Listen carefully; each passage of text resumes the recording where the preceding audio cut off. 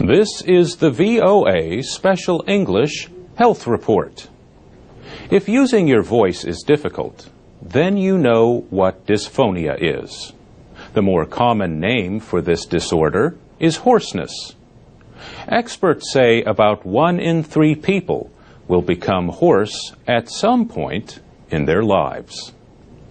Infections, smoking, and using your voice too much, too loudly, or just incorrectly can all cause hoarseness. It happens more commonly in women, children, the elderly, and those who use their voice a lot in their jobs. Now, doctors have the first treatment guidelines from the American Academy of Otolaryngology Head and Neck Surgery Foundation. The new guidelines recognize that most cases are not serious and go away within a few days. But hoarseness can also be a sign of something worse. Dr. Richard Rosenfeld helped develop the guidelines. Dr. Rosenfeld said, "We want to really call attention to the fact that hoarseness is not just a symptom. It occurs as a result of something underlying, which can be potentially serious." He says there are some situations where people should get examined sooner rather than later. He said, "So if you have hoarseness with tobacco or alcohol use, that would be a significant risk factor for cancer or other problems of the throat that could be serious. If you have any sort of a mass or growth in your neck at the same time, that would be very suspicious.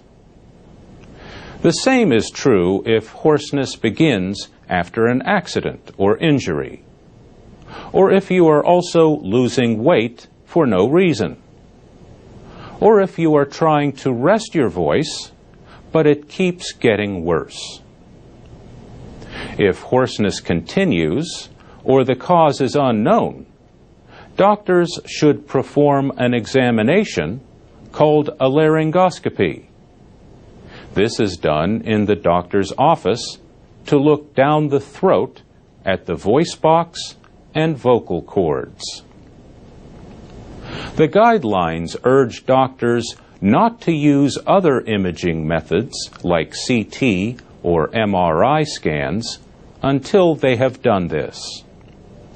They are also advised not to give anti-reflux medicines for hoarseness unless they are sure patients need them.